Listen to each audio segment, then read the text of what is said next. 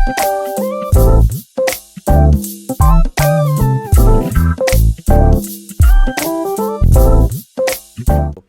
evening, everyone. The time is 6:03 p.m. Today is Tuesday, May 23rd, and I'd like to call this meeting to order.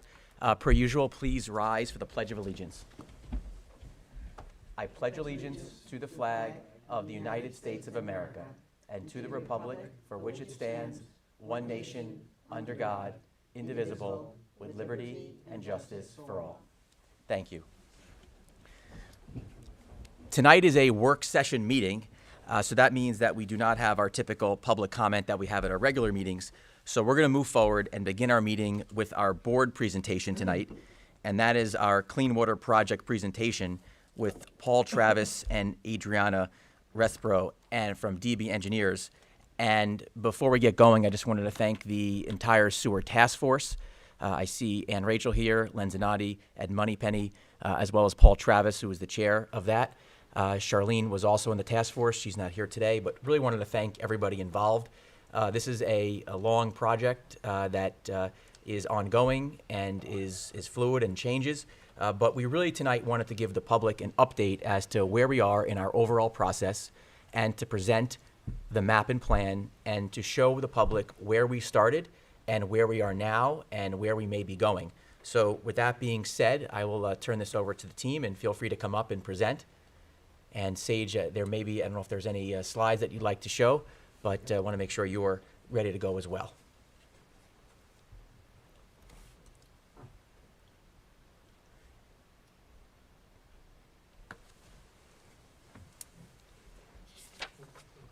Okay, terrific. Yep.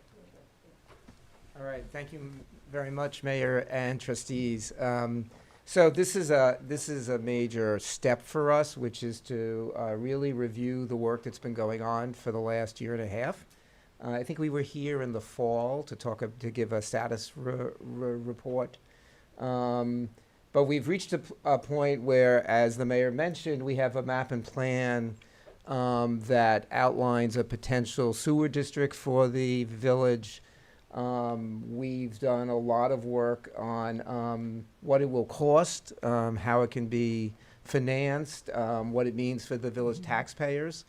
And I just want to stress, and just when the mayor mentioned the Clean Water Committee, the critical issue here that we're all dealing with is how we clean up the groundwater on the East End. And it's an issue that every village is dealing with, whether it's East Hampton or West Hampton or Hampton Bays or Bridgehampton or Sag Harbor. We're all dealing with the same issue. And this really started, and I'm going to let Adriana go through it. It really started with the lake back around 2002 and 3 when the really initial scientific work that was done that showed what the reasons were that the lake was getting so incredibly polluted. A lot of work, and amazing work, has been done by the village since then to address a lot of those issues. But this is the critical issue that remains, that must be done if the lake and the other fresh water in the village is going to be restored. There are other benefits, which we'll talk about tonight, of doing a wastewater treatment plan. And maybe I'll go to this, and then Adriana will go back to the first slide. So go back to the, yeah. So in 2007, I think you all know Chris Gobler at SUNY Stony Brook issued a report which was really the first one that started to talk about the issue of nitrogen loading in the lake. And as a result of that, there was a recognition by the village that we really needed to do something about the wastewater in the village center, which is really what he identified as the major cause of nitrogen loading. So that was back in 2007. In 2009, the mayor and trustees officially talked about the potential of creating a sewer system in the village, but the thought at the time was before a sewer system was created, we wanted to first deal with zoning in the Village Business District to make sure that the creation of a sewer would not result in development of the business district. So there was with the planning commission went forward with a zoning study and design guidelines, and in 2011, the trustees approved the zoning for the business district. Fast forward from them, there was a task force created for Lake Agawam in 2019, the action plan in 2020, and then the mayor appointed the sewer task force in 2021. So this is something that the village has been working on for a very long time. So I'm going to let Adriana go through it, and then we'll come back to where we are. Come back to the one with the nitrogen. One more. Yeah. So, what I want to, good afternoon, everybody. I'm sorry. I want to talk about the first issue that brought this to the village and to the attention of the village, which was the Lake Agawam, the harmful algae blooms. So these are caused due to nitrogen and excess nitrogen and phosphorus. And the contribution of nitrogen is usually coming either from the leaching of wastewater sanitary septic systems. Is considered 70% of the contribution to the lake, and also sediment flux. So when the sediment reuptake the nitrogen into the lake. So as Paul was mentioning, there was a lot of studies done after this was, observations of the Lake Agawam, and there were comprehensive studies on the reasons for the nitrogen and plans and action plans to reduce the algae blooms. It was an action plan that was determined that which stages were going to be taken to prevent the algae blooms. Next. So the plan takes two sides. One is to prevent the root cause of the algae blooms, and also to address the symptom. So the recommendations that came from the plan included recommendations in using ultrasonic devices, which will reduce the algae blooms. Also the addition of hydrogen peroxide. Green Clean, which is another chemical that is used to suppress algae blooms, to harvest the water lilies, and to implement algae skimmers. These were only to basically remove the algae blooms, but the recommendations that came after that included how to address why it's happening. So in order to do that, started thinking about sediment removal, which is part of the contribution of nitrogen. Also drainage projects that this will take the runoff from the lakes, and that included also bioswales in Linden and Pond Lane, which includes taking runoff and preventing it from getting into the lake or being filtrated by the plants. Also some best management practices for lawn care, so to use organic fertilizers instead of chemical fertilizers, and finally, the implementation of a sewer collection and treatment system. So the benefits of having a sewer system, like I said, is removing the nitrogen that's leaching from the on-site wastewater treatment systems, and this prevents the groundwater contamination. So excess nitrogen that gets into the groundwater causes health risks. Also to avoid the impacts into surface water, which are what we said already, which is the algae blooms and unsightly conditions of the lake, and the use restrictions due to health concerns. This also alleviates the restrictions for development that are imposed by the Suffolk County Health Department due to on-site wastewater treatments as opposed to a collection system.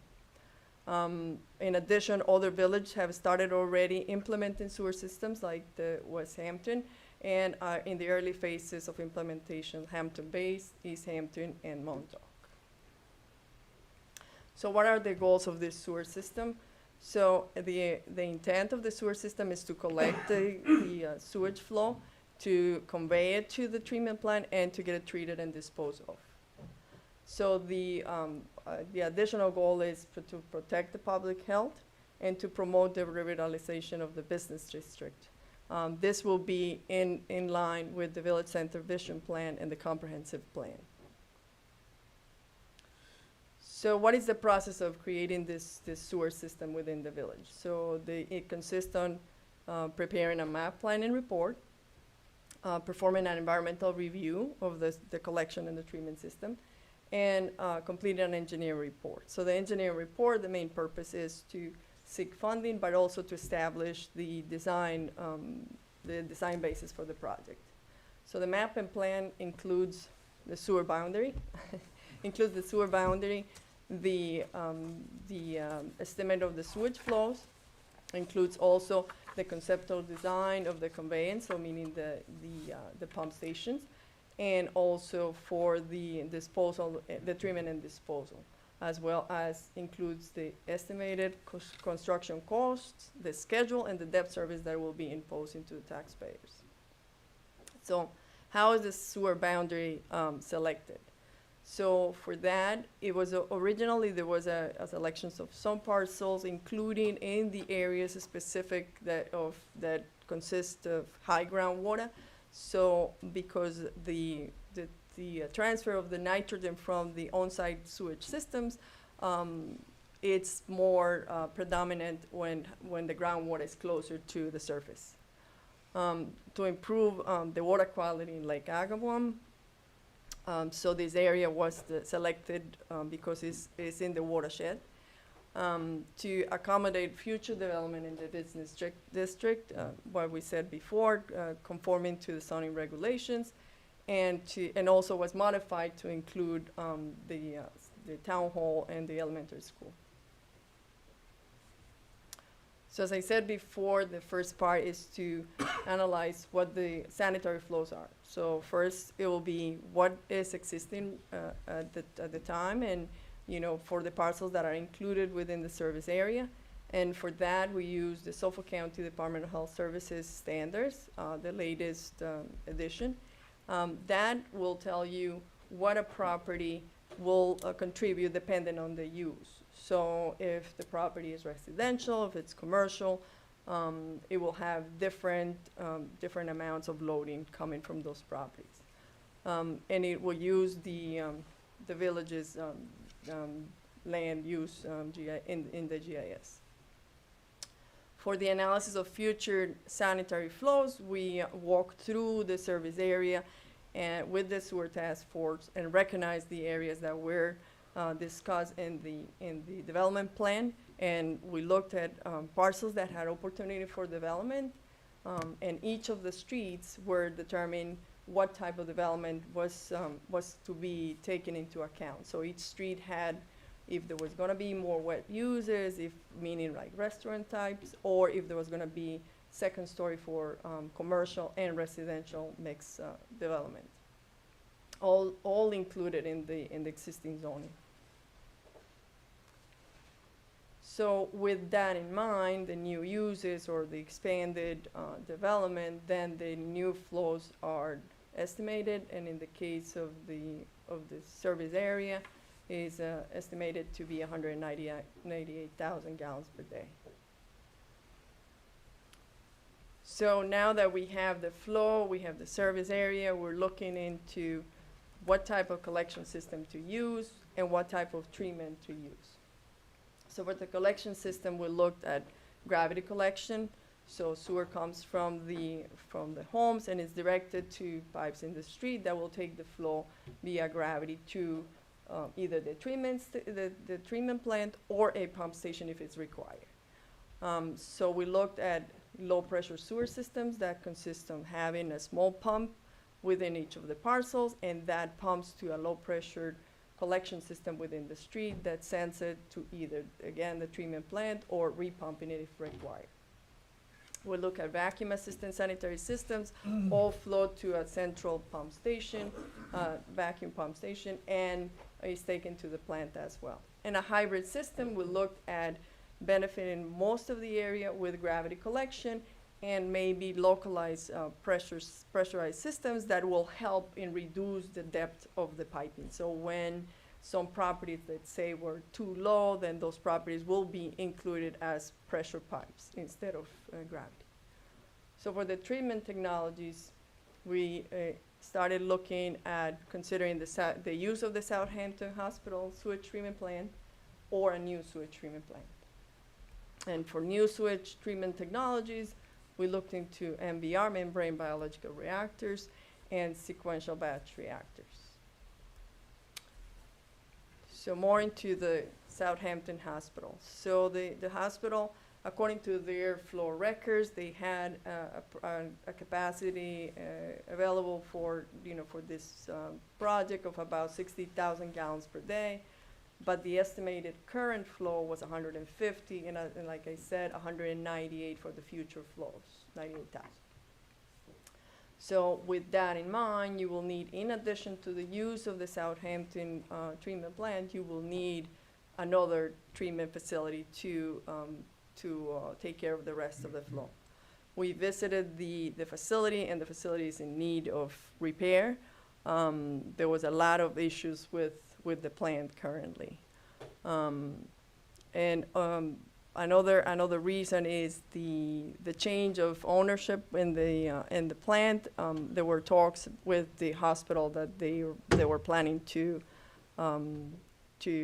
give this plant up. So Let me just, I just want to mention in talking about the hospital plant and some of the recent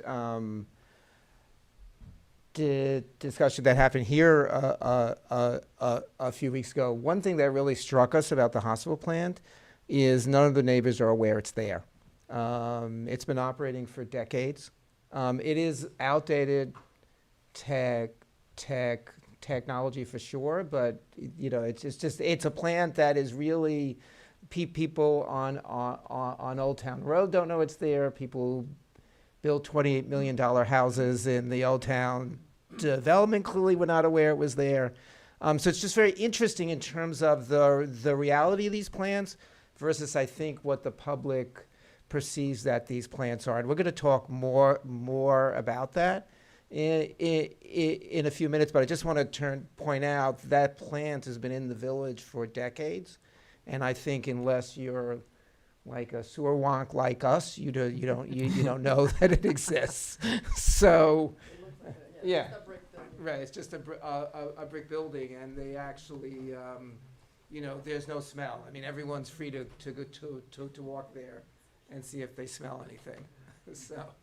And right in the comprehensive master plan, it says townhouses is actually an option to put where the hospital is, Right. which would be across the street from Right. that sewer. Right. So this slide shows the sewer collection system.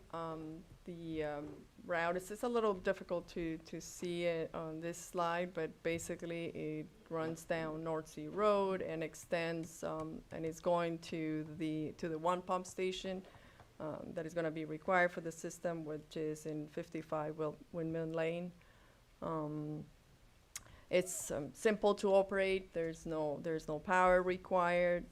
When we did the pre-design, the depth of the piping was pretty workable, low cost, and also the topography of the service area was actually helping on the gravity design. It adapts to changes in flows. That's the good thing about a gravity sewer system, and the parcel owners have less cost to connect. It will be just disconnect from their septic system and connect to the lateral provided from the main.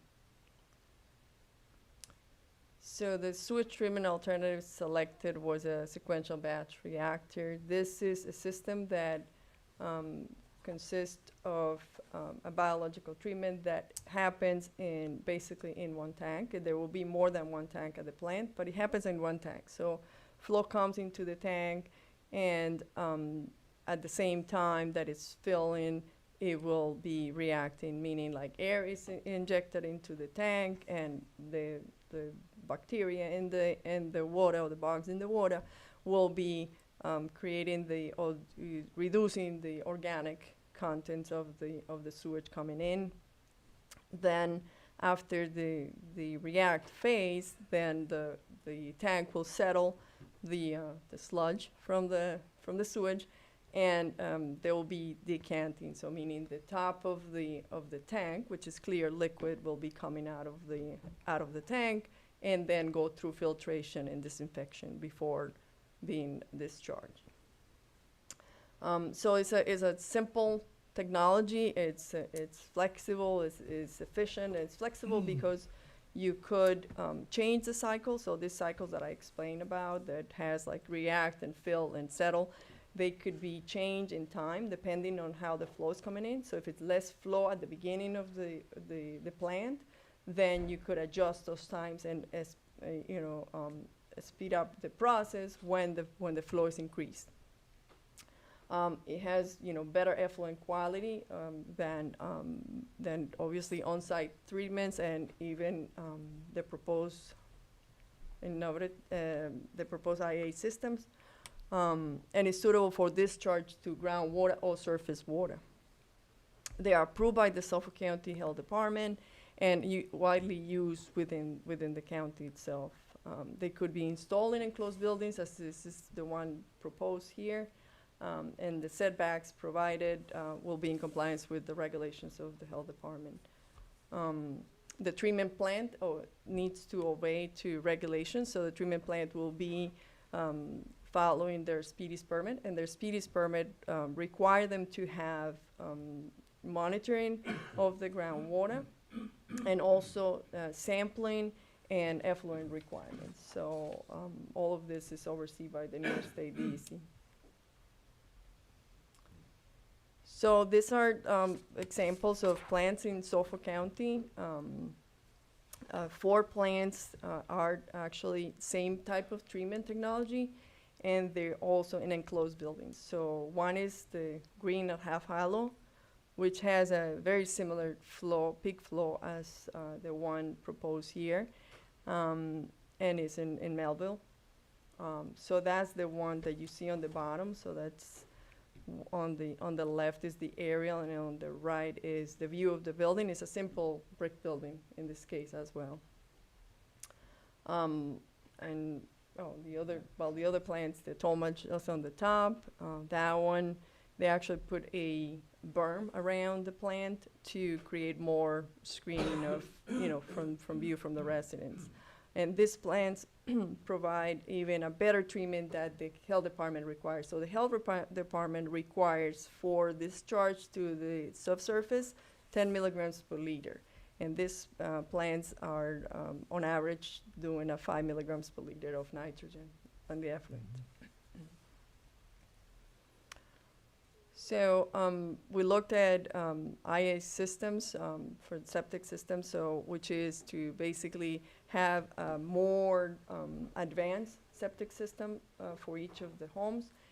The effluent quality that the health department requires for those systems is 19 milligrams per liter. As we see, it's a lot more than what the treatment plant could do.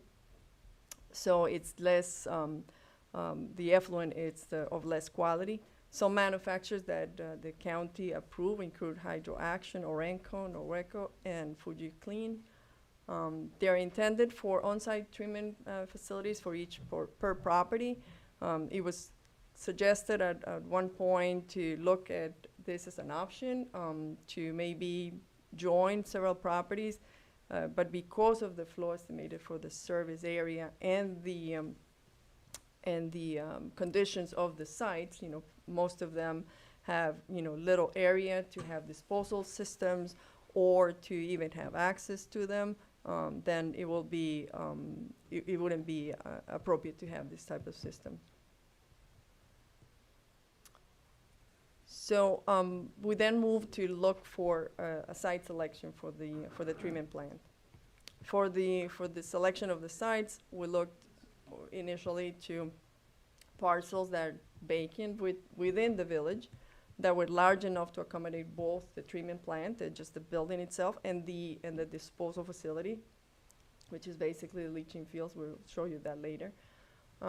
That is also clear of the constraints imposed by the health department, which is setbacks with the property line, setbacks with buildings, with occupied buildings. We looked into see if the owner is willing to sell. When as the criteria was cleared and things were getting better, like size and all of that, then the next step was to look at the owner. We looked. There was a couple of parcels that would CPF open space, like green space. So those were determined not to be an option because of difficulties of changing the use. We also look at that they don't impact the Suffolk County water facilities, meaning like the wells in the area, that they are not in the path. We needed also areas that have groundwater that's deep enough that allows the infiltration, and that the soils are appropriate for the disposal, and obviously the proximity to the service area. So here are some of the sites we looked at. So the one on the top is the one near the cemetery. And that parcel, the concern was from the Suffolk County Water Authority being on part of the drainage or the watershed from the water tower. We looked at the one, there was a parcel in Willow Street, not big enough. The property lines were too close, so no possibilities to provide the minimum 150 to the property lines and the 200 to the residents. We look at the one in Cooper's Farm Road. Yeah. And that was a couple of parcels, but they were not large enough for the disposal. So the building is small enough. The building is approximately 100 by 100 and different configuration, but it's approximately that size, and it's not difficult to accommodate the building itself, but it's difficult to provide the setbacks, which is, like I said, 150 to the property line, and also to accommodate the disposal area, which is pretty large for this flow. So let's read the next. So we looked at some parcels, one outside the village, which is Bowers Lane on the right-hand side corner. The size of the parcel was appropriate, and all the conditions were met for that, soil conditions, groundwater elevation. We looked at a site near the railroad that also is just near the water towers, so that was not acceptable. We looked at Pond Lane. Pond Lane, the parcel could have accommodated the site, but groundwater was high, and also within the FEMA flood zone. And then last, we'll also look at Aldrich Lane. It has an easement. It has, the parcel is size-wise could accommodate, but it's owned by the CPF and is open space or green space, and it has also an easement for power lines. So. Yeah, here's a close look at those three sites we were talking about, the one in the railroad, Aldrich Lane. Like what you see in the middle between the two parcels is that power line, and then the one in Pond Lane. This is One Bowers Lane. This parcel is outside the village, but it was suggested by one of the town staff members. The owner was interested in selling it, was seeking to provide a multi-housing development. So we looked into that parcel and created a design. Let me jump in for a minute, just to state the obvious. We're obviously aware that the town has removed the Barrows Lane parcel. But I think it's going to be helpful to sort of explain sort of how the plant works and what it will be like, assuming we find a site, which I'm obviously enormously hopeful we do. But I think we did want to go through it to give you a sense of how the plant works, because it's going to be very similar on any other site we use. I don't want anyone to think that we're trying to put Barrows Lane back on the table. I think we just want to explain sort of how the plant will work in that context. Yeah, so the next slide. So in this slide, we'd see that the parcel, and in the middle, what you see is the building itself. What you see, the small circles you see, is the disposal area. This is something that you won't see once it's built, so that, you'll see basically grass and a couple of access points, like small cupboards to access the leaching pool. So that basically will be a grass area. And that is I guess the proposed design. If you show the other slide, will give them better idea. The next one, show the rendering. So this was one of the ideas that was looked into it for the area, kind of like keeping the characteristics of an old barn. So this is how the building will look like, or could look like, and with screening with trees. There were suggestions on using Leyland cypress. Anything else? Yeah, so I just want to point, so basically where it ends up is it's approximately a 10,000 square foot building on a 4-acre site, or, it almost like a state area is zoning. Right. It's a very, very low density development. The difference at the hospital site is the hospital uses the site for parking. And so they have their leaching fields underneath the cars, basically at that site. The way we would do it at this point is you would have the water treatment plant, and then it would be surrounded by lawn, and you would have the leaching fields underneath them. And what the leaching fields are doing is basically taking the water that's coming out of the plant and letting it percolate into the ground. And I would point out, in many states now, that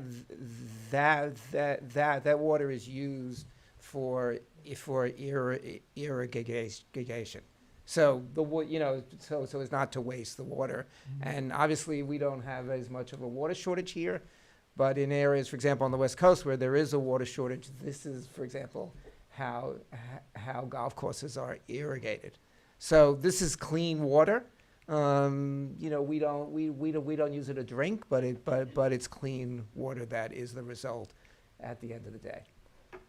And Paul, when we first identified this parcel, it was because we saw a luxury condo, massive development on this site going up, and that's how we were alerted. Yeah, to the I site. mean that's what had been proposed for the site. The Right. owner was actually into the town looking for the rezoning, and I think the thought was this was a much lower density use at the end of the day. Just to give you a traffic sense, generally in a plant like this, it is serviced once a week by a single truck. Right. So there's no traffic. So, I mean, I just think, obviously my concern, and, we're obviously going to look for another site, but many of the sort of thoughts people have about what this plant is has very little to do with what it really is. And that's a concern because we're ultimately going to have to build this, obviously, at another site. So I think we just want to clear up that at the end of the day, these are extremely low impact uses. I think one of the problems is many of the older plants are open, so they don't have a roof. So, for example, in Sag Harbor, you can smell it at certain times of the year, but that's an open plant. So it's very different than the sort of plant that would be built here. Right. So, and the Sag Harbor plan is a little antiquated as well. Quite antiquated at this point. But it's just a different type of plant. And I know, if you go to Sag Harbor, the wrong time of year, the wrong day, you can smell the plant, but it's an open plant. It has no roof on it. So it's a very different thing than a closed plant, which is why I point out the hospital plant, which obviously is very different.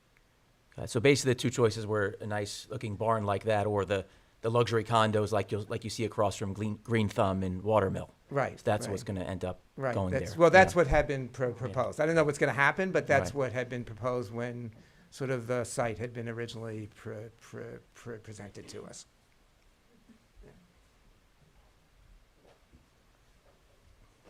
So project construction costs, so following the conceptual design of the system, we did construction costs for the collection, for the pumping station, and for the treatment plant, and that comes out to be about 35.5 million.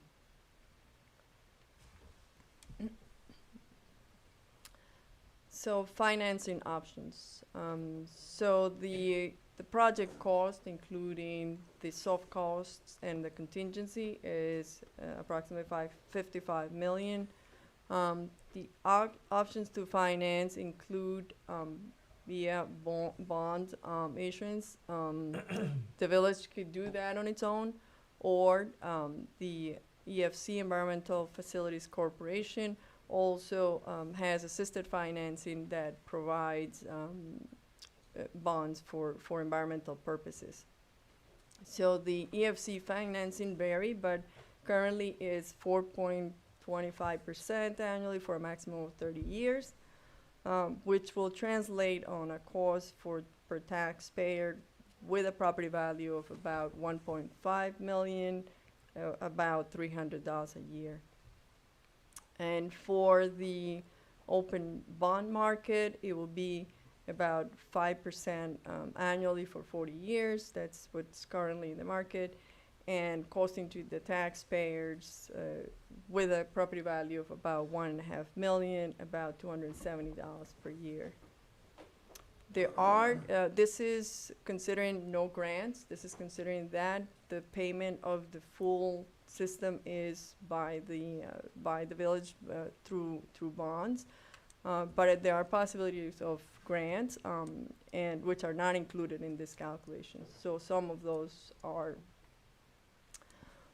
either from the New York State Wastewater Infrastructure and Improvement Act, the WIA, and also for the Water Quality Improvement Program and the Water Quality Protection and Restoration Program. So the village has already put the project in the list, so it's in the in what the EFC calls their multi-year list, and we're in the process of updating that application.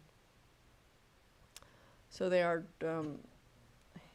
others that includes Suffolk County Wastewater Infrastructure Fund, and also by New York State appropriation and congressional funds.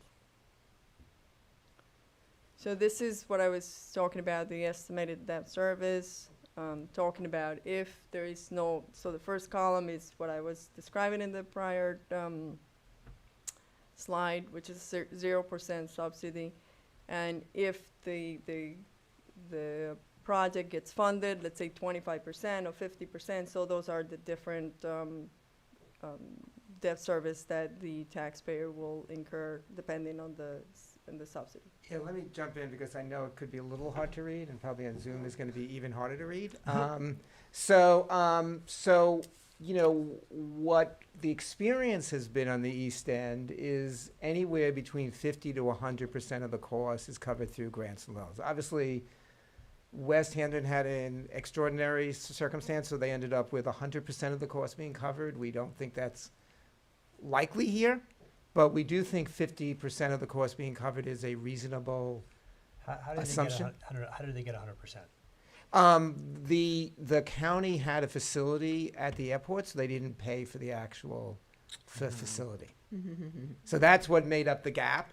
So the other grants and loans they got are the same ones we think we're very likely to get at the end of the day, if we do our work. So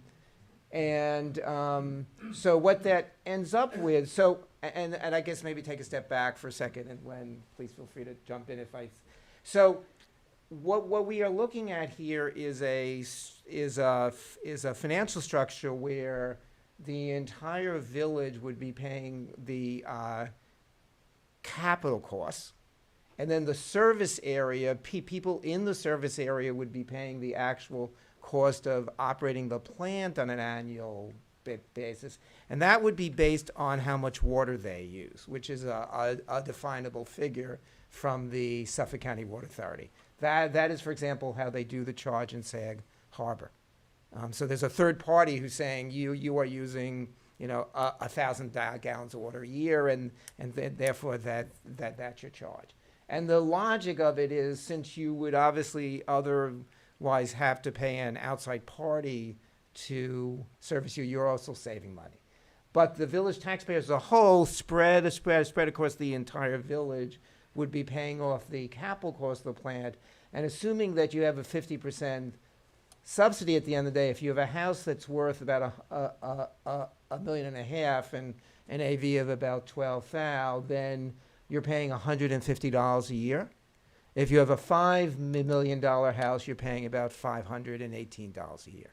So just to give you a sense of what this means for the taxpayers, it is a cost, but it should not be an enormous cost at the end of the day. So. And that's for 30 years. What is this That's one based the on? 40 year, right? That's 40?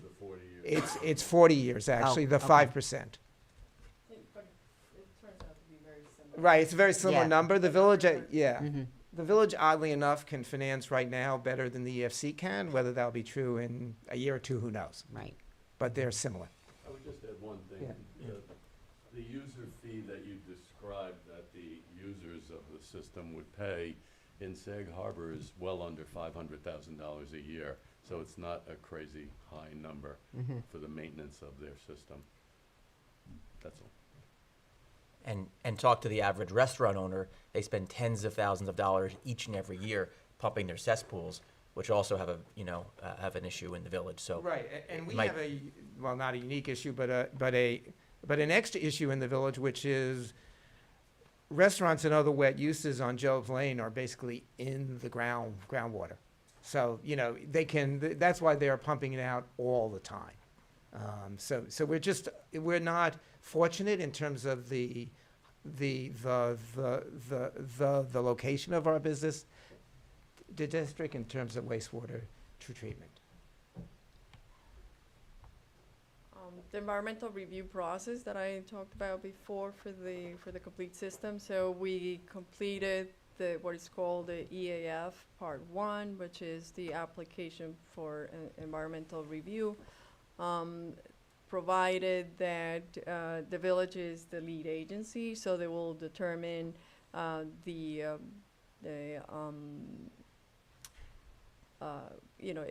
significance of the environmental the project.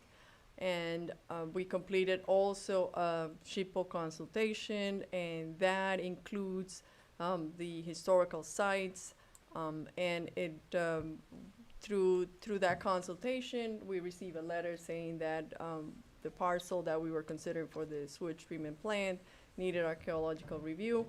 That was completed. The phase 1 investigation was completed, and the archaeologists proposed to have a phase 1B completed because of certain suspect of the site. That was completed as well, and there were no findings of significance, and SHPO agreed with that. After that concluded, we proceeded to complete parts 2 and 3 of the application for review and submitted that to the village. So with this information, which is basically includes all the environmental conditions of the plant, and if there are any issues that could arise with the implementation or even with the construction of the plant, they will then initiate the review and provide a determination of significance. So to date, we have completed the engineering design report, which follow the requirements of the funding agency. So they require that all the paperwork tells them all the standards were followed, that all the options and and the selection of the treatment and the collection was properly done. And then the map plan and report as part of the sewer formation. And then the environmental review process, which was concluded with the parts 2 and 3 of the EAF. So this is the anticipated schedule of the project. The next step, as I said before, was to take all the information on the environmental review and determine the significance of the project. So once a negative declaration is given, which means there are no impacts on the community with this project, then that will conclude the review process, the environmental review process. After that, it will be the approval of the village board, and then the beginning of design sometime in the fall this year. Thank you very much. This was an outstanding presentation. It was the culmination of a very long piece of work and a good team effort. So, Adrian, I just wanted to thank you very much on behalf of the entire Village Board of Trustees. Paul as well, you did an outstanding job as the chairperson. We still have plenty of a way to go, but I think we're off to a great start. Len and Rachel, Ed, everybody in the sewer task force, I wanted to thank them for their hard work and time. I think we're making great progress. So with that said, I know you guys are here, and I know the board has some questions, so I wanted to turn this over to board members to ask some questions, and we're looking forward to the answers here. But just so we're clear, I mean, the environmental studies and things that were done specifically for the Bowers Lane site, which now are not going to be used. So the timeline is not accurate right. because we're not using the Bowers Lane site anymore. So the last slide is not valid anymore because we're not going there anymore. Sure, correct. Am I correct? So, yeah, so basically, anyway, I if just you want to make sure that everyone understands that because, Adriana, I appreciate the Right. presentation, but the thing is, it's not accurate anymore because of what events have unfolded. Right, so let's say somehow, put that aside for a second, you found a site in the next 6 months. But wouldn't we still have to go through a So- whole new process based on the new site? It's not Correct, completely correct. transferable. But the environmentals, let me just point out, the environmental review, in effect, think of it as 2 parts. Mm-hmm. One part is the review of the actual sewer I understand district that. and the mapping I plan. That's all understand done. that. Understood that. And that's not gonna change. I get that. So what will change is the site. Correct. And the analysis of that site. That's exactly So what I if you understand. took that last slide on Yep. the schedule and said, at the point that you have a site, Yes. that's the time frame that you're looking at going forward. Okay, but work that was done preliminarily on Bowers Lane now has to be discounted. Correct. And again, we don't know the timeline for finding a new site, and we would have to start anew Right. on a new site, Right.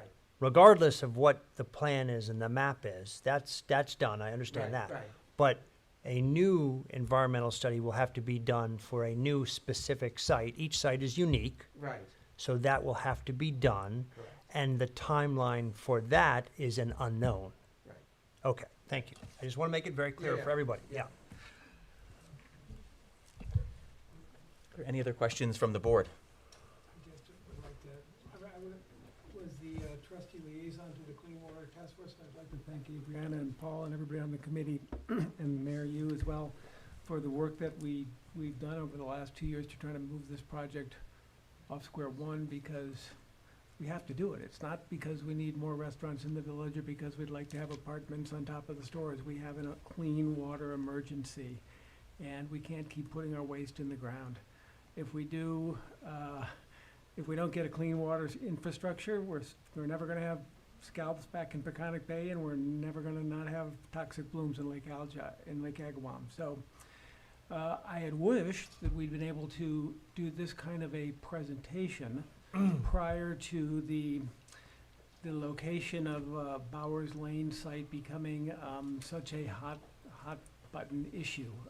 We need to do a better job of informing the community and educating the community about the fact that a clean water treatment facility can be a good neighbor. And people need to know, when people don't know what's going on, they assume the worst. And I'm afraid that's what happened on Bowers Lane. The idea and many of the complaints of the residents was like, how dare you, ship your sewage out of the village into the town. That was never the intention. As Adriana brought forth, we looked at many sites within the village. None of them were discarded because we were concerned about opposition from village residents. They were not feasible because of size or whatever. I would say the one good news, the notice that we received from the town indicating that they would no longer support the purchase of Bowers Lane. They reemphasized, at least Attorney Burke reemphasized what he felt was the town board's commitment to helping the village find a suitable site. Because the town's the village is the town. People from the town come in the village to shop and go to the beaches and go to restaurants, and village residents pay taxes, village real estate transactions, fund the CPF. We're all in this together, and unless we work together instead of pointing fingers at one another, we're never gonna get this done. So I'm, we keep talking about another site. There is no site anywhere that we're gonna find that somebody is not gonna say, it's too close to my house.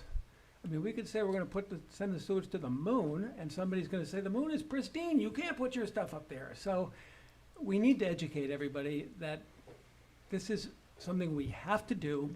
The community needs to get behind it. Many of the people that I've talked to who live around Bowers Lane have indicated they want to be part of the solution. It's not NIMBYism. They didn't think it was the best site.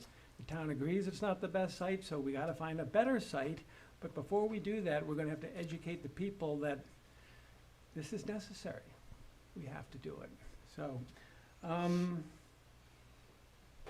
it's a big task. We're back to square one. We have to consider all the options, but we have to do it, and I pledge to continue to working on it going forward. But thanks to you guys for everything that you've done. Appreciate it. Thank you very much. Are there any other questions from the board? Good, thank you. Thank you very much. My one last question, I think that really covered everything, is are there any other sites that we looked at, and we looked at, I think, double-digit sites, that would be feasible, that you could imagine? I had one member of our audience asked me earlier about maybe the new hospital site, for example. Is there any sites in the village, any sites outside of the village that could be a possibility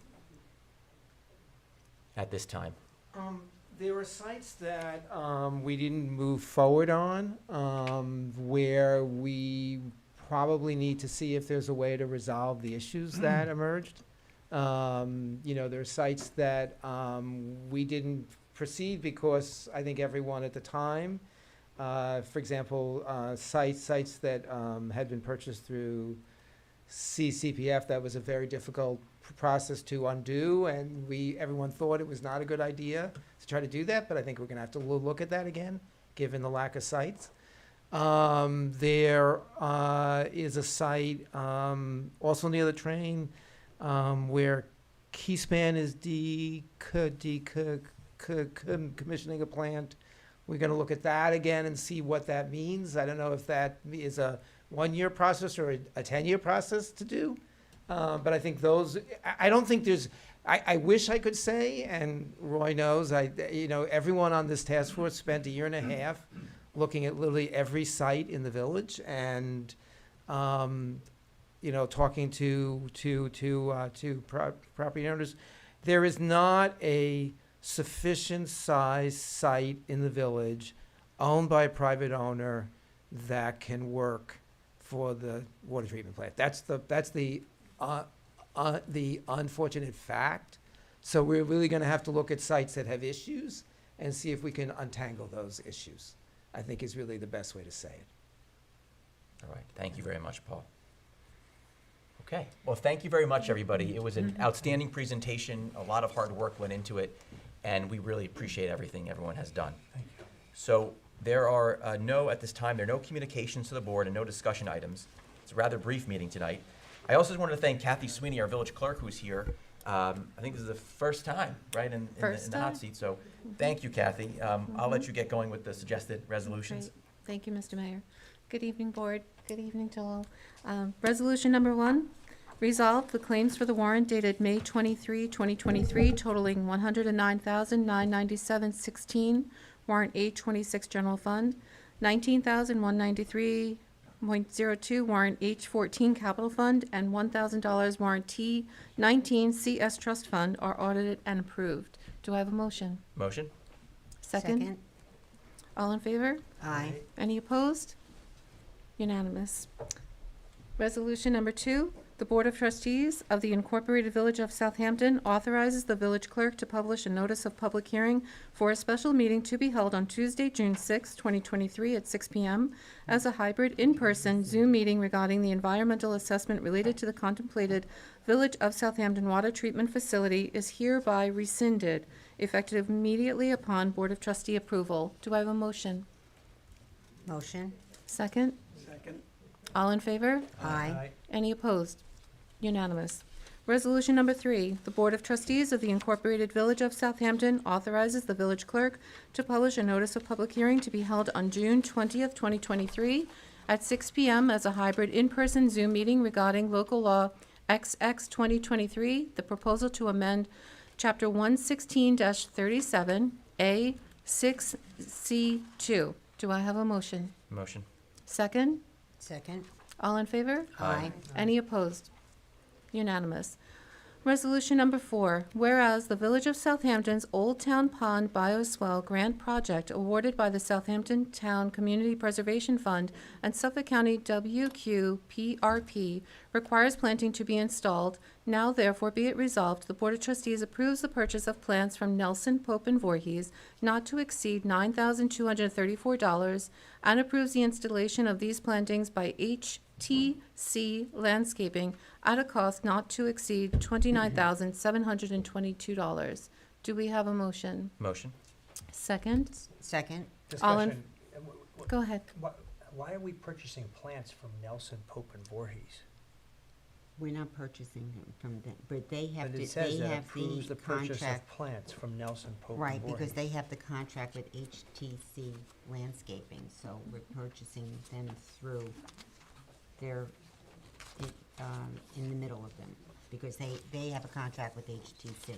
All right, is this normal? Have we done this before? I don't know, have we done this before like that? We may have, I don't know offhand. It just seems odd that we're purchasing What plants. Mr. Mayor is alluding to, is there just another middleman in It's the- a middleman, because they have the contract with them, with HTC. What, does this We mean that don't. it's costing us more money to purchase it through No. a vendor like Nelson, Pope, and Voorhees? No. No, I don't. No. I do not believe so. No. I don't think so. No. I can Okay. tell you the support documentation is on page 15 Yeah, I within think that's what your, it says. within your paperwork, or it's section 4, if you'd like the additional information. It doesn't cost us more. I read it somewhere, I don't remember, oh, here it is, right here. All right, well, because Because they're not set up as a vendor, that's why, that's the reason. okay, all right, well, because I don't want to hold up the bioswale, I'm Yep. willing to go ahead, obviously, with this. but There was a quoted It price. just seems odd that Nelson, Yeah. Pope, and Voorhees is Well, purchasing the because plant. because they have them set up as a vendor, Okay, that's why. And okay. there it is, it's the same thing. Okay, Yeah. okay, all right, that's fine. All right, thank you. You're Anyway, welcome, I saw sir. that, I forgot where I saw it. What this is this is a bioswale, which is a way to stop non-point source pollution and runoff from getting into our water bodies. Obviously, there's various sources of nitrogen. We just saw the source of nitrogen that's going into our groundwater. So a bioswale essentially uses natural species of plants in order to prevent the runoff and sometimes the toxic runoff, heavy in nitrogen, phosphorus, from getting into the surface water. That's the reason why we're building a bioswale. We were very fortunate to get a significant, if not all of this project funded by grants from both the town and Suffolk County. So regardless of who's on the invoice, this money is actually being paid for in the majority of this is being funded by grants, which is outstanding. So when people drive down Old Town Pond, they'll see the work that's being done. That's a bioswale. We've done plenty of these bioswale projects over the last several years. We've done one on the south side of Lake Agawam. We're going to be installing one on Nugent Street on the corner across from the library. We also have grant funding upwards of $1 million from the New York State DEC to excavate the parking lot behind Village Hall and install bioswales in the islands in Village Hall and in that parking lot behind Village Hall. So this fall, we're going to have a very nice-looking parking lot and a parking lot that also helps prevent runoff from getting into our lakes and water bodies. So this is just a great project, and I'm very excited about the installation. I think it's going to look beautiful as well when it's all done. And obviously, thank you to the board for helping get this done. Okay, And- so, go ahead. I was just going to say that I hope you will indulge me in just asking the question why Nelson Pope and Voorhees was purchasing the plants. Thank you. So all in favor? Aye. Any opposed? Unanimous. Resolution number 5, the Board of Trustees approved the following amendment 347 to the adopted 2023 budget for replacement of rusted picnic tables from Building Contractual Services, A 162044, $10,000, to Building Supplies, A 162041 at $10,000. Is there a motion? Motion? Second? Second? All in favor? Aye. Any opposed? Unanimous. Resolution number 6, the Board of Trustees, Board of Trustees approve the following amendment, 346, to the adopted 2022 to 2023 budget for playground safety inspections from Shade Tree Contractual, A 85604, $5,320, to Parks Contractual, A 711044 at $5,320. Is there a motion? Motion? Second? Second? All in favor? Aye. Any opposed? And Unanimous. just so that, a little discussion, Go ahead. so the public knows what this is about. The playgrounds that of course open to the public for, mostly for the children, they have to be tested to make sure the ground is not too soft or not too hard. So when they play or fall, it's so children don't get hurt. So that's what this is, that's what that's about, this particular inspection. Mhm. Thank you. You're welcome, ma'am. So, resolution number 7, the village attorney shall undertake the drafting of proposed local laws and/or proposed village board of trustees resolutions only upon the directive of 2 or more members of the board of trustees. Do I have a motion? Motion? Second? Second? All in favor? Aye. Any opposed? Opposed? 4-1. Opposed, Mayor Warren. Resolution number 8, the Board of Trustees accepts the Suffolk County Civil Service reclassification of Michael Quick from Groundskeeper 1 to Groundskeeper 2, effective May 19th, 2023, at a salary of $56,040.32. Do I have a motion? Motion? Second? Second? All in favor? Aye. Any opposed? Unanimous. Resolution number 8, the Board of Trustees appoints Cameron Pace to the position of part-time senior office assistant in the clerk department at an hourly rate of $24 effective May 22nd, 2023. Is there a motion? Motion? Second? Who is this again? It's That's not- resolution number 9. I could speak on this behalf. Yeah. It's regarding our front office for the permit season, since it's summer season and we're at the height of the season. We have, from 9 a.m. until 4 p.m., our front office is busy as ever, and we need the additional manpower. Is this the young person that? Yes, Okay, I'll second it, yeah. great. And Thank you. Kathy, how did you, this sounds great, how did you meet Cameron? So we canvassed, we actually reached out to Suffolk County Community College. We also did a little bit of advertising. We just spoke with our other colleagues within our departments as well. And then our, believe it or not, tax receiver, Daniel Burns, had interviewed about 5 or 6 folks. And then we had a second interview with Charlene, and then we made the consensus to bring on, ideally after this evening's approval, Cameron and also Guadalupe. Mm-hmm. All right, thank you, great job, this is a big Yeah, help, it's so a thank you big, for it's a doing huge that. help. It's a huge help, so thank you to the board. So all in favor? Aye. Any opposed? Okay, unanimous. Resolution number 10, resolve the Board of Trustees appoints Guadalupe Vargas to the position of student intern in the tax receiver's office at an hourly rate of $26, effective May 23rd, 2023. Do I have a motion? Motion? Second? Second? All in favor? Aye. Any opposed? Unanimous. Resolution number 11, the Board of Trustees approves the hiring of the 2023 seasonal police staff. The anticipated start date for each employee differs according to their job responsibilities and availability. They will be sworn in before his employment begins. Part-time traffic control specialist, $20 an hour for Nutimus D. Williams and Markham Austin. Do I have a motion? Motion. Second? Second? Discussion. Captain, did we already hire some people already? I'm just confused why we're doing two additional. These last two came in after the meeting, and this will put us at 11 for the summer, and I think that's gonna, That'll be the end then? that's it. Okay. You're not gonna sneak any more on? No, I'm kidding. Okay. All right, thank you. Thank you. Thank you, Chief. So all in favor? Aye. Any opposed? Unanimous. Resolution number 12, resolve the Board of Trustees approves the hiring of the 2023 Coopers Beach staff effective May 19th, 2023. Is there a motion? Motion. Second? Second? All in favor? Aye. Any opposed? Unanimous. Resolution number 13, the Board of Trustees approves the appointment of Kenneth A. Gray from the firm of B. Ready Fishpine Hatter Donovan to serve as election counsel to the village clerk in support of village election matters on Friday, June 16th, 2023, effective June 16th, 2023. Motion. Second? All in favor? Aye. Any opposed? Unanimous. Resolution number 14, the Board of Trustees approves the Southampton High School oceanography class to host a beach cleanup on June 3rd, 2023, from 9 a.m. to 12 p.m. at Cooper's Beach. Is there a motion? Motion. Second? Second? All in favor? Aye. Aye. Any opposed? Unanimous. Resolution 15, resolve the Board of Trustees approves the Southampton Intermediate School to host an 8th grade day at Cooper's Beach on Thursday, June 22nd, 2023, from 8:30 a.m. until 10:30 a.m., at which Mr. Cisco has arranged to have SVOR, Southampton Village Ocean Rescue, lifeguards present for the event. Is there a motion? Motion. Second? Second? All in favor? Aye. Any opposed?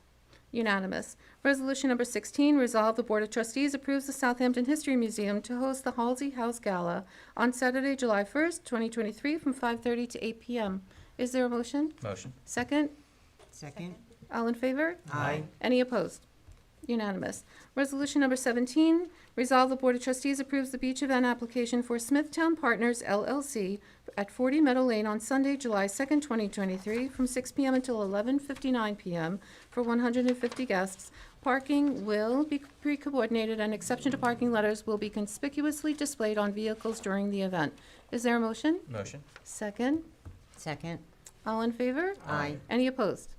Unanimous. Resolution number 18, resolve the Board of Trustees approves the Southampton Village Ocean Rescue to host the cadet program for ages 14 and 15, dates and times to be determined. Is there a motion? Motion. Second? Second? All in favor? Aye. Any Aye. opposed?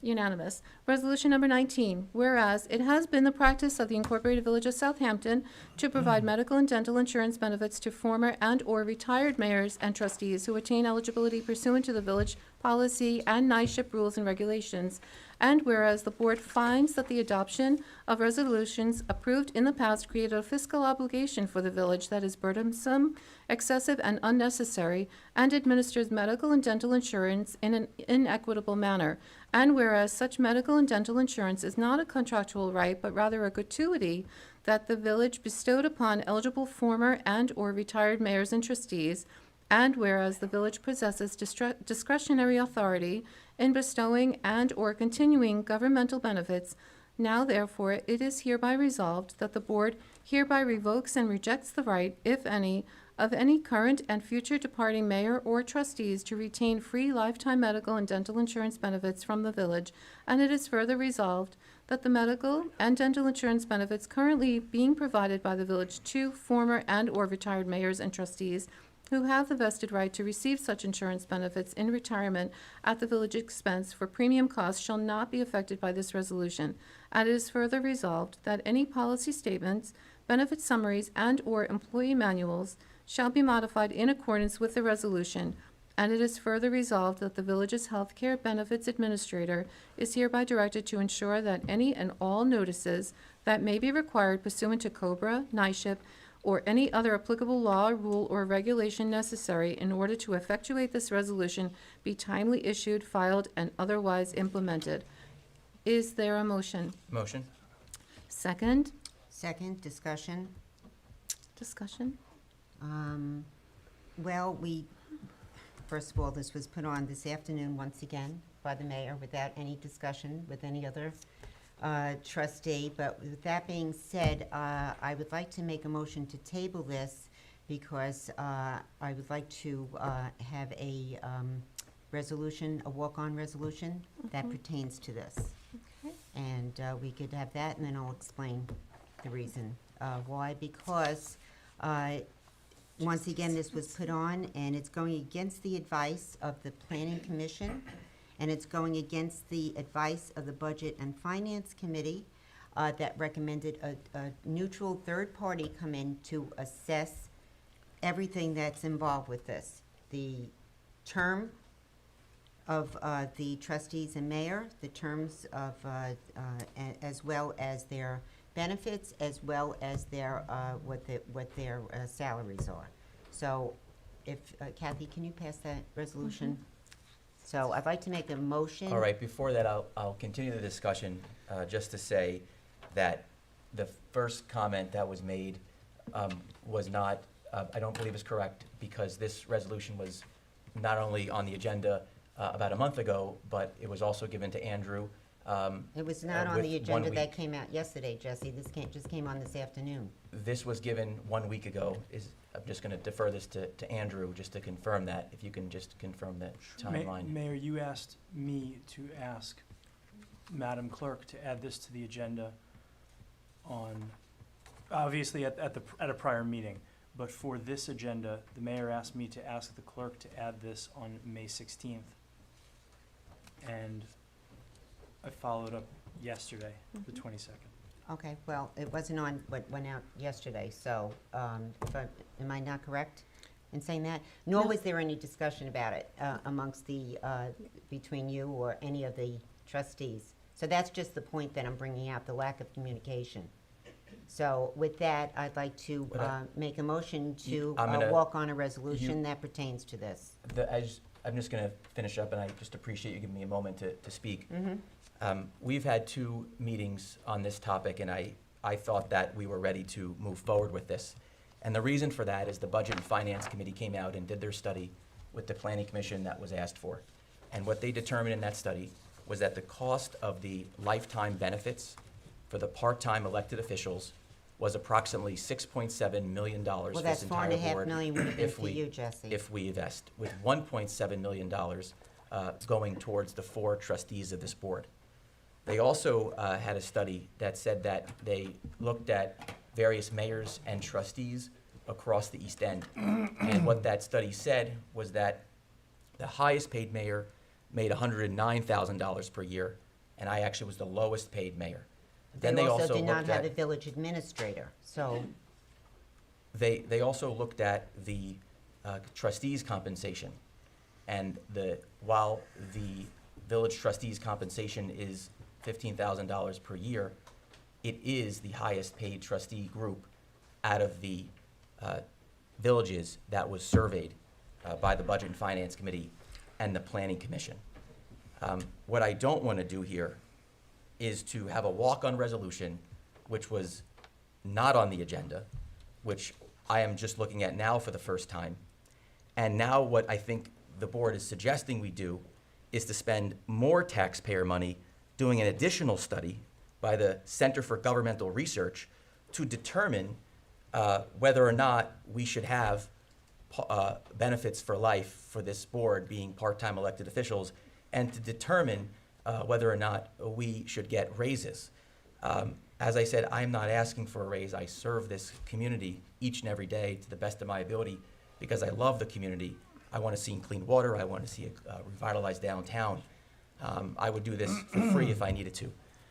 The fact of the matter is well, that then why don't you?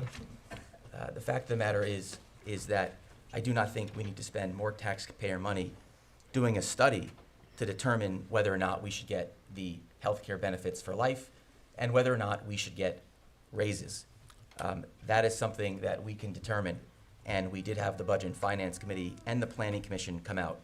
So I wholeheartedly And disagree. recommended that we have a third party that it does not have vested interest do a study, and this CGR, who's done other studies for us, and with wonderful outcomes, that they will do this study. It's less than $5,000, which is a good, very good investment, and it's fair to all. And we are taking the advice of the committees that we have that give us advice. And I don't really appreciate, or I wouldn't if I was on one of these committees, making suggestions as an advisory committee that we ask them to do, and then just disregard what they say, which you seem to do. So I think if the facts will come out, because you don't state the facts. First of all, Jesse, you made this a political issue during a campaign time, because that's what this is about right now for you. I want to go and do this the right way, and this is the right way of doing this. I've said that before, and I'm saying it again. And this is the right way. It's fair for the residents, it's fair for the people that serve, and you don't want to alienate people to be able to serve on this board. So. So that's- can we have a, do you have a motion then? Well, I would have for a the motion to walk-on? table So- the 19. So is there a motion to table? Table 19. Number 19. Yeah, I will second that. A second. Okay. All in favor? Aye. Any opposed? Okay. 4-1. And then I'm going to make a motion for a walk-on resolution. Mhm. So do we have a motion for a walk-on resolution? Motion. Second? I'll second it. All in favor? Aye. Why don't we Any have, opposed? the village attorney read the resolution then? What was the record on the vote for the walk-on? So I'm waiting for any opposed. Any Oh, opposed on the it's walk? fine. Fine, okay, so unanimous on the walk-on resolution. Proposed walk-on resolution resolved, the Board of Trustees approves the proposal from Center for Governmental Research to perform a study of compensation, benefits, and terms of office for elected officials as recommended by the Budget and Finance Committee and Planning Commission at a cost not to exceed $5,000 to be negotiated by the village administrator, paid from trustee special projects A1010.443. Is there a motion? Motion. Second? Second? All in Discussion. favor? Discussion. Discussion. We've got so many groups that come out to us each and every year fighting for the taxpayer dollars. And unfortunately, there's never enough. We've done a good job putting together our budgets, which have kept our tax rates flat. In fact, we've lowered them slightly over the last 3 years. But when I look at all the groups that come out for us, whether it's Ocean Rescue asking for a new jet ski, whether it's the police department asking for certain items, whether it's certain cultural activities for kids and for schools and things like that, every dollar matters. And we've had to say no to a variety of people when they've come and asked for taxpayer money. Even have said no for $5,000. I was just at Our Lady of the Hamptons doing an interview, and they were talking about maybe stepping up our Easter festivities and things like that when I got together with some 5th grade students to do an interview.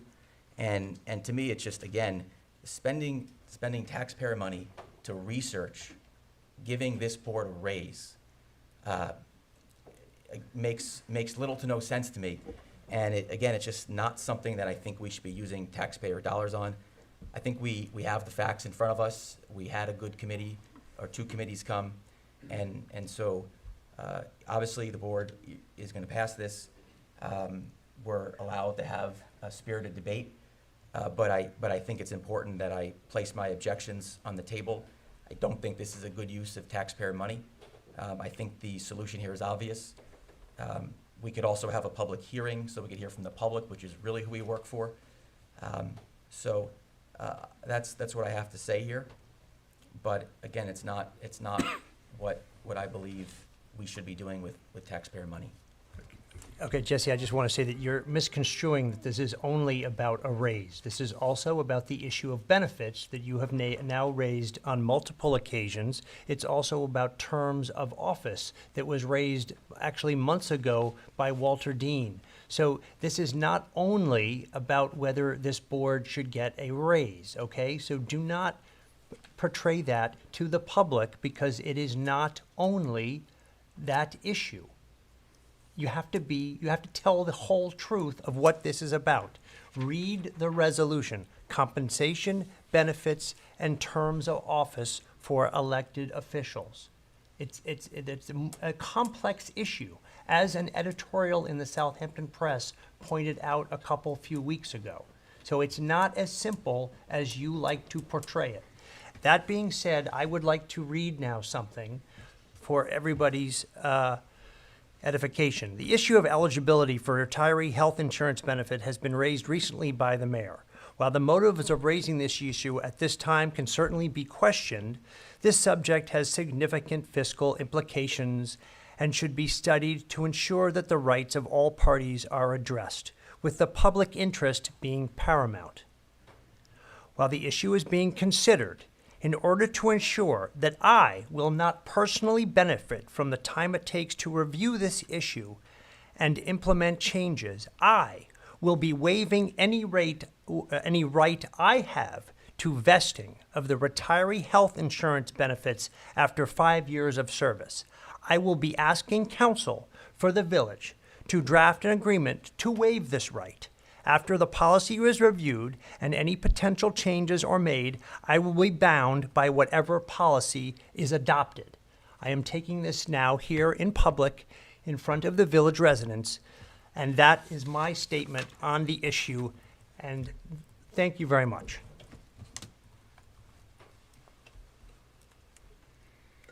Is there any other discussion from the board?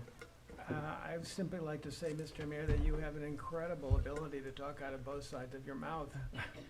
A few weeks ago, you were laughing at the fact that this board was talking about economizing by having elections every on a more infrequent basis, as was recommended by the Planning Commission. And you said $10,000, that's nothing. We're a $32 million company. $10,000 is peanuts. And now here you are talking about how $5,000 is going to make the most biggest difference in the world. You choose to say what you want to say when it suits you best. The important issue that the Planning Board, the Planning Commission, and the Budget and Finance Commission made was that it's unseemly for this board to decide how much they should get paid and how much their benefits should be. And even though you might say that you don't think your salary is too much, this is not being done for you or for us or for anybody. It is for the village. It is for the governance of the village. We want to get the best person in here. For us to sit up here and for you to sit up here and try to decide what's best for everybody is unseemly. It should be decided by an independent group, which we've tried to establish here, to decide what it should be. It shouldn't be up to us. So anyway, I am in agreement with Trustee Manger, and I applaud his statement that he would forego the benefit that he would achieve because he would achieve 5-year vesting should he win the election coming forward. And I'm wondering if you will make the same statement, that you would forego the benefit if you would happen to win the election coming up, because you would be vested for 5 years as well. Would you make the same statement? Absolutely, I'm more than happy to do that, but I think the board should entirely make that, everyone should make that same statement tonight. I think that would seem fair if Bill and I are doing that. I think the whole board should make that statement You and tonight. Bill are running against each other to take that seat, Jesse. And that's why this is on the table right now.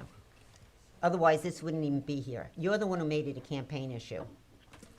So I'm not making any statement. I'm going with the recommendation of the committee.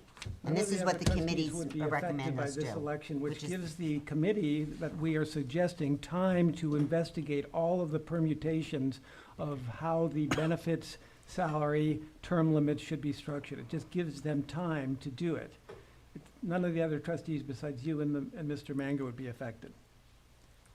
This was brought up in 2020, and it was brought up in other occasions, so I think that's good to put on the record. And Roy, just to respond to what you said, Christian Pico of the Planning Commission said there's no price one could put on democracy, so having elections every 2 years or 4 years, depending on what the public would like, is important. I think it's something that should go on the ballot if that's something we're going to do. It should not be something that's done with a permissive referendum, which means the public would have to collect signatures if they wanted to put on the ballot. So I think a 2 versus a 4-year term is something that if the board was so inclined to do, is something the public should get to decide. And I think that's the role of the public here, because we serve the public each and every day. So I don't think that an independent group should be telling us how long our term should be, in addition to what our compensation should be, and in addition to the lifetime benefits. it is really the role of the public. And if the public does want to have an election every 2 years to hold this board accountable, I think that is what the public should get. But again, as Christian said, you can't really put a price on democracy. I'm in total agreement, but it needs to be studied, and it can't be done tonight with your fiat. So let's study it and figure out and come to a conclusion that includes all of these factors together. Okay. So, Attorney Preston, did you want to finish the walk-on resolution number 1, or do you want me to finish? Has discussion concluded? I believe so. Yes. All in favor? Aye. Aye. Are there any opposed? Motion's unanimous. I'd like to make a motion at this time for another walk-on resolution. Kathy, would you be so kind as to, Is I there a, have, I'm sorry, Is I there a haven't seen, second? I have not even seen what this is going to be. oh, that's why it's a walk-on. That's why it's called a walk-on. so is there a motion for walk-on resolution number 2? Can I just have a look at the resolution I first? make the motion. A Is there a second? second? Do we have a second? Second. All in Discussion. favor? Aye. Any opposed? Okay. I'm so opposed. unanimous. I haven't Opposed. seen it yet, so. Okay. Vince, are you here for this, for this? Yes, Mayor. That's what I suspected. Good evening. Good evening, Vince. Mhm. Andrew, are you aware that Vince was coming tonight? He did tell me that Okay. he may attend. I actually think this is 2 here. This is, what this is, I haven't even read it yet, but this is extremely inappropriate. And I'll let the trustees read it and pass it. Actually, But- should read it. But I, just from. I don't think this is inappropriate at all. Can we Okay, go on yes. with the reading? Thank you. Thank you, trustee Aresta. Whereas the village has the right under section 18 of the New York Public Officers Law, as well as other applicable provisions of law, to defend and indemnify public employees and officials from liabilities for acts taken while the employee or official was acting within the scope of their public employment or duties, except where the injury or damage resulted from intentional wrongdoing or recklessness on the part of the employee or official. And whereas the Village of Southampton attains insurance coverage to protect the public and village employees and officials from exposure to certain types of liability for official acts performed within the scope of their employment, and whereas the insurance policies obtained by the village require, among other things, that the village and any employees and officials who are subject to claims cooperate in the defense of such claims and take reasonable steps to prevent further injury or damage resulting from such claims. And whereas on or about March 13th, 2023, the village received notification of a claim from attorneys for Mayor Warren's former assistant that alleged, among other things, sexual harassment and a hostile work environment created by Mayor Warren, as well as a failure to properly pay wages in violation of federal and state law. And whereas the letter was marked as confidential for settlement purposes only, and provided to the mayor and trustees by counsel for the village, and whereas counsel for the village advised the mayor and trustees verbally and in writing not to release the March 13, 2023 letter, and whereas Mayor Warren provided the letter to the media and commented upon it, and whereas the attorneys for the claimant advised the village that the release of the letter was retaliatory and had caused further damage to their client, and that they would bring additional claims against the village and Mayor Warren for releasing said letter. And whereas the merits of that claim, as well as other claims asserted by the claimant, will be determined by a court of competent jurisdiction, and the village reserves all defenses to any claims brought against it, as well as its employees and officials. And whereas the mayor's release of the March 13, 2023 letter was inconsistent with the village's obligation to cooperate in the defense of the claim and to prevent further damage from the claim, and could imperil its ability to receive insurance coverage for some of the claims in this matter, now therefore be it resolved that based upon its review of the specific facts and circumstances present in this matter and consistent with Section 18 of the Public Officers Law and other applicable provisions of law, the Village Board of Trustees determines that in the event damages or other relief are awarded to the former employee against the mayor resulting from his release of the March 13th, 2023 letter that are not covered by the village's insurance carrier. The village similarly will not provide coverage to the mayor or indemnify any damages relating to the release of the letter, and be it further resolved that the mayor is directed not to take any further action with respect to this matter that could reasonably result in a finding that the village or its officials failed to cooperate in the defense of this claim and/or failed to take actions to prevent further damage or injury, including but not limited to disclosing or discussing confidential information related to this case except with attorneys assigned by the village to the defense of this matter or to members of the Southampton Village trustees. Is there a motion? Motion. Second? Second. All in I favor? have discussion Aye. here. Any opposed? That's correct, there's this discussion, real Okay. quick, so thank you, I appreciate that. And I think you did a great job in the meeting tonight, so thank you, especially under some tough circumstances here. This was read pretty quickly. As I pointed out, I had not seen this. Vince, you had not given me the heads up on this. I don't know if Andrew, you knew this was coming or not. I have not seen this, and Mayor, before discussion concludes, I'd like an opportunity to discuss this with the board in executive session before a vote is taken on this resolution. I think that's a good idea. I don't see the reason to discuss this in executive session. I would be happy to discuss Vince, would there that. be a reason to discuss this in executive session? I don't know what the reason would be. Yeah, I'd like to know. I mean, after I all, would this sug- is I would an suggest that- open item here. I would open suggest that the meeting. board's I discussion, mean, the mayor always says he's the mayor of transparency. I would suggest So- the board can continue the discussion, and if it's all right with Mr. Toomey, I'll step out with him for a moment and address this just with council. And then if the board would like to ask his opinion, you could, that's your prerogative. Okay. It is a litigation matter, so it's very important in the discussion or any comment that Andrew and I would make, Mhm. that we're careful, that we don't want to be accused again of imperiling the village's interest. Mhm. So an executive session may be appropriate. I'm sure council has a good faith basis for requesting that. Okay. I will respect your decision, but I second trustee Arresta's statement that the mayor has made considerable criticism of this board and its use of executive session, and I just find it odd that when it relates to his situation, he wants to retreat to executive session. Okay. What I'm going to say, so I have not seen this. I have no time to make a prepared statement, but what this is extremely obvious. When you're the mayor of a municipality or you're running a business, especially a larger one, those businesses and municipalities generally indemnify the president, the chief executive officer, or whatnot, in case there's litigation and in case there's a suit, particularly if you're being sued personally. I'm not going to speak about the individuals here, but what this does is that this strips me of any indemnification in this process. And if, God forbid, something happened, the village is no longer covering me for me doing my job on a day in and day out basis. Is this okay that he's sitting here why are you recording Yeah, this? yes, recording is allowed. It's a public place. I know, but I just We're- don't get this. We're why also he's- recording on YouTube and Okay, CTV here. I'm just asking you with the So- camera there.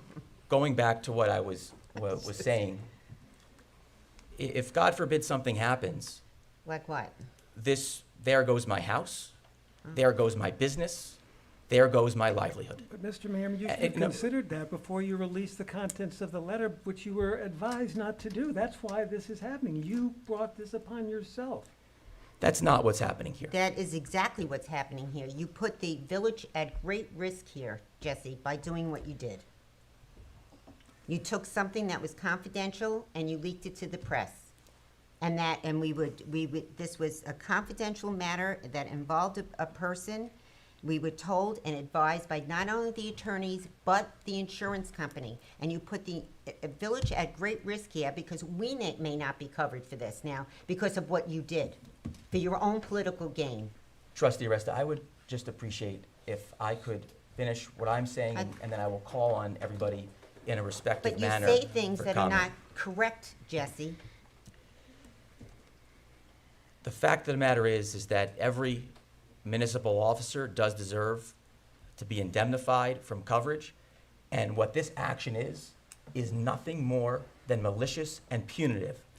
And I am happy to put myself out there as I did in 2019 when I first ran for this office. Everyone knows how hard I've worked at this job. Everyone knows how much I care about this job. But to do this today in this fashion is nothing more than punitive. And it is the worst possible thing that anybody could do. And I think this action is representative of this entire Board of Trustees. People ask me all the time, they say, what's going on with the board? What's going on with your relationship with the Board of Trustees? This says it all. The fact that they would go about in doing this. You did. You put the village at great risk for what you did on May 13th. No. Okay, You- so are we gonna take this? excuse me, what- Trustee What are we Resta. doing here? Yeah, Because this is, I think Excuse me. I think Vince we wants should to have a speak. sidebar. No, So- you told me in no uncertain terms that you were gonna give this to the press a week before the I election. did not say that, Jesse. You came to my house and told me I had to stop this. I said, stop what? Stop Bill from running against you. And you said to me when you were walking out of my house after you sat at my kitchen table and said to me, this is gonna get bad. This is gonna get mean. You threatened me. After you stated to me you were gonna tamper with this election. And the next day, this is what happened. That's the truth. That's the truth. At my kitchen table. There may be a misunderstanding about a part of the resolution. Yeah. Could you approach the bench? This is all a team effort here. This is one not and a the team same. effort. This is protecting the people of the village. Because we may lose our... Gina, Oh, let- okay, let- I'm let- sorry. let Vince I'm sorry. speak for a Thank you, second, Vince. please. I'm Mayor, sorry. I just said when you don't tell the truth, Gina, let or you Vince- twist the truth, it just drives me crazy. Gina, let Vince speak. Deputy Mayor, just want to clarify something that's in this resolution. The mayor may be under the impression that this is divesting him of any defense and indemnification rights pertaining to this lawsuit. It does not do that. What it says very specifically is that in the event that the insurance carrier for the village makes a determination that the mayor acted outside the scope of his employment and did not cooperate in the defense of the case, or otherwise took actions that would imperil the village's interest or defense in the case, in that event, if the insurance company makes that determination, the trustees are saying that you would not step in at that point and indemnify and defend the mayor against those very claims. It's also limited very specifically to the mayor's actions with respect to the release of the May 13, 2023 letter. It doesn't take away coverage from the mayor for any other actions, and is contingent upon a determination from the insurance carrier that he would not be indemnified for those claims. So it's very, very narrow. If I can clarify, the mayor's quite right. Defense and indemnification is something precious to all public employees and officials, but the law is also very clear. It doesn't protect actions that are taken outside the scope of your employment. It doesn't protect against reckless or malicious actions. And if the insurance carrier makes that determination that that occurred in this case, and that that's a distinct possibility that it could happen, this was a very unusual action to release a letter like that, then the trustees would be in the position of saying, insurance will not pick up that coverage. What will we do with the taxpayers' money? And you have the right to make a determination under very narrow circumstances such as this, that if the facts are borne out, that it did cause additional harm to the claimant and harm to the village, or possibly the loss of insurance coverage, then you do have the right to say, again, in a specific case like this, that you will not defend and indemnify one specific claim. It's not a broad waiver of the mayor's right to defense and indemnification of the law. Okay.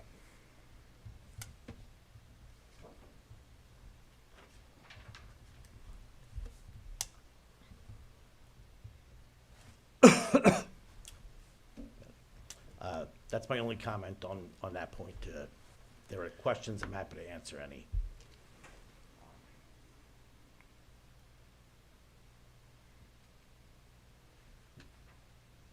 All right, thank Keep, Thank you, Vince. Yes. Mhm. Shall we vote? Do you want to discuss anything else? I don't need to, but if the village attorney wishes to, I'm happy. I think you should maybe have a sidebar with the village attorney.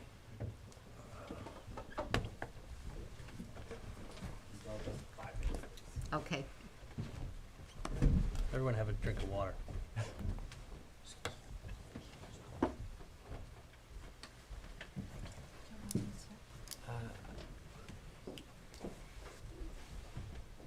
Like to make a motion to just adjourn the meeting for 5 minutes.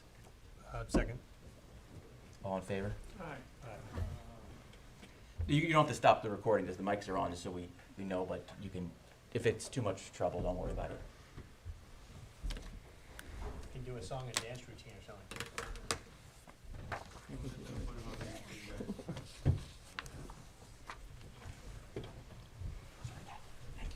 You're welcome, sir. I'm sorry, do you need that? I need.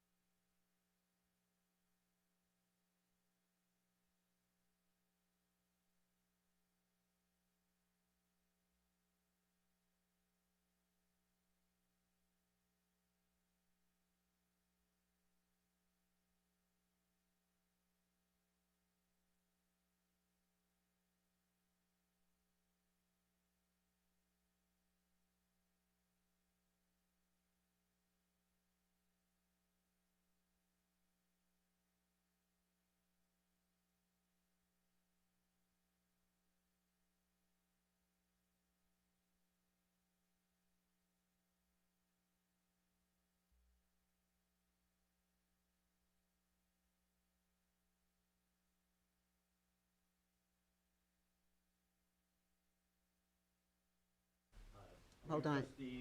Sage, hold 1 second. Sure. Okay. Thank you, Sage. Mayor and trustees, after consulting with the village attorney, Should we come have, back from being adjourned? Yeah, it's a good idea. Yeah, thank you. Time is 7:51 PM. I'd like to make a motion to return from the adjournment. Is there a second? Second. All in favor? Aye. thank you, Mayor. After consultation with the village attorney, we're jointly recommending one modification to the resolution, and that would be the deletion of the 8th whereas clause from that resolution. The rest of it would remain as originally read by the village clerk. Okay.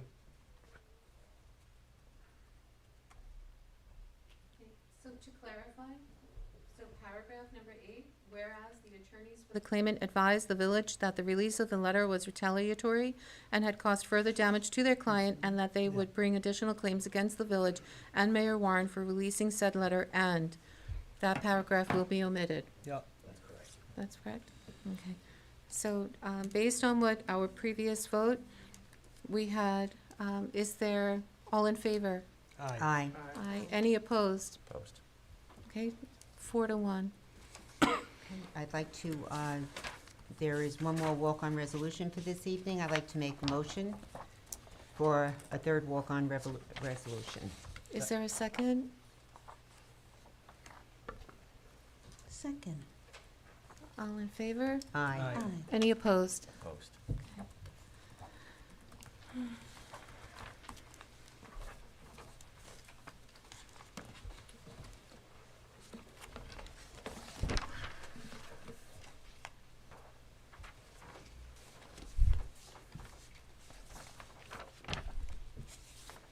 Okay.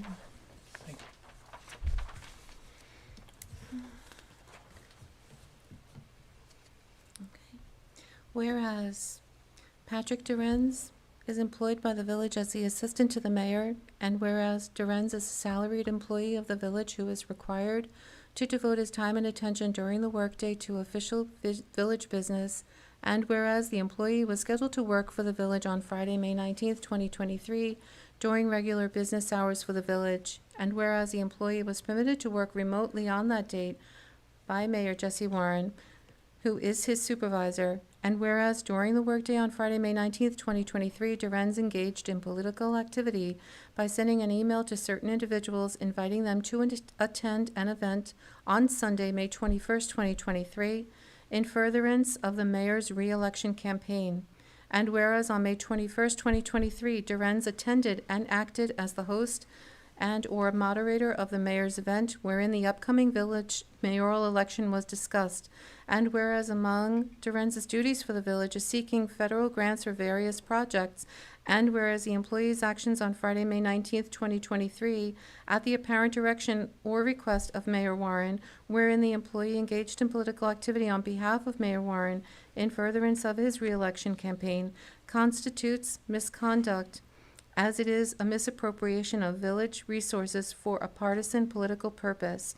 And whereas the employee's activity on Friday, May 19th, 2023 constitutes misconduct and potential violations of state and federal law, and whereas the potential violations of law must be researched by the village's labor council and/or village attorney and/or other government agencies with jurisdiction over such conduct to determine if they constitute violations of state or federal law, and whereas irrespective of whether such actions constitute violations of state or federal law, they constitute employee misconduct, which must be addressed. Now, therefore, be it resolved that Patrick Durenz is counseled that he is not permitted to engage in political activities during his regular work hours for the village, and that any future instance of engaging in such activity will result in his being suspended without pay pending further disciplinary action, and be it further resolved, the village's labor council and village attorney are directed to jointly review this matter and advise the Board of Trustees if a referral to other government agencies is appropriate under the circumstances presented herein, and be it further resolved that Mayor Warren is not to continue to utilize village resources and personnel during their regular working hours to engage in political activity. Is there a motion? I make the motion. Second? Second. Discussion. I'm not gonna talk too much on this, but I will say that, first and foremost, I don't agree with this. I actually think Patrick is just a fantastic person and a fantastic employee who's done nothing wrong. He's come in, day out, he's worked hard, he's served the village residents. A lot of the village residents like him. He's just a good, hardworking person. And if this board wants to attack me, they are welcome to do it. I signed up for this job, but it is not right to do that to Patrick. I think he's an outstanding person. And there's so much wrong with this. I'll happily talk about it later. No point doing this on the public's time, but that's all I'm gonna say in this at this point in time. It's just wrong. Vince, did you want to address this? Vince, I think I'm it's asking Vince to address this. Sure. Vince, I think this is enough at this point in time. I would just recommend at this point, if we're going to talk about, we've talked about executive session, and ironically, out of all of the times to talk about executive session, if you want to talk about a personnel matter, now's the time to do it. But I would really sincerely appreciate it if you just left this one alone and you refrained from embarrassing anybody at this point in time. I have very few comments on this, Mayor, and in fact, I'm largely in agreement with you. This isn't whether Patrick's a good guy or not. By all accounts, he's a terrific employee and a very good person. It's not about Patrick. And this is really for the entire board, not just the mayor. There are serious consequences that occur when someone engages in political activity on work time. You can imperil your ability to get federal grants. It's a possible violation of federal law. This is on the board and any board member that directs a staff member to engage in political activity when they're at work. Patrick would essentially be a victim. If he was instructed to engage in these activities, he's being solely counseled, he's not being disciplined, that he's not to do that. The same advice would go to any member of this board, and there's no evidence that any member of this board has engaged in that activity other than this one instance. But it's advice to all of you. This has serious consequences and implications. You can't do it under any circumstances. And it's a heads up essentially to make sure that during what appears to be obviously a hotly contested election, that everyone follows the rules and doesn't engage in activity that could harm employees and members of the public or the ability to get federal grants. That's what's at stake here. There's something called the Federal Hatch Act. It's a very important statute, and it prohibits political activities by public employees who are involved in grant writing. That's what we're trying to do here, is make sure that everyone understands the rules, follows those, and we don't have any further violations of it. That's all I have to say. Thank you, Mayor. And I will say that Patrick has not done any of that. And if there's one person that hasn't done what you're describing, it's Patrick. So I just want to make that clear to you, Vince. And I actually think what you said is entirely false about Patrick. I think it's malicious. And I think it is just an entirely false statement done to bully and intimidate and embarrass a very good person for something that he did not do. Mr. Mayor, yeah, I agree with you completely about Patrick's personality and character. My question to you is, why do you put him in the position of asking him to stay home and send out your emails? Why do you put him in position of having him moderate your political campaign speech? Why do you put him in the position of having him carry in your party goods to your meeting at Home and Nature a few weeks ago? Why are you doing this to him? I mean, why are you putting him in this position? I don't understand. Well, first off, I can tell you a few things about email marketing. It's on a timer. So clearly, if you send an email at a certain He time, didn't ask about email you marketing. could- He asked, you could- why are you putting Patrick in this you could position? send, okay. That's You know the what? question, not email marketing. The question is, why are you putting Patrick in this position? Let's move on. Okay, you can't answer that question. So, all in favor? Aye. Any opposed? Opposed. Okay, 4-1. This concludes the resolutions. Thank you. You're welcome, sir. I'd like to make a motion to adjourn the meeting. Is there a second? Second. All in favor? Aye.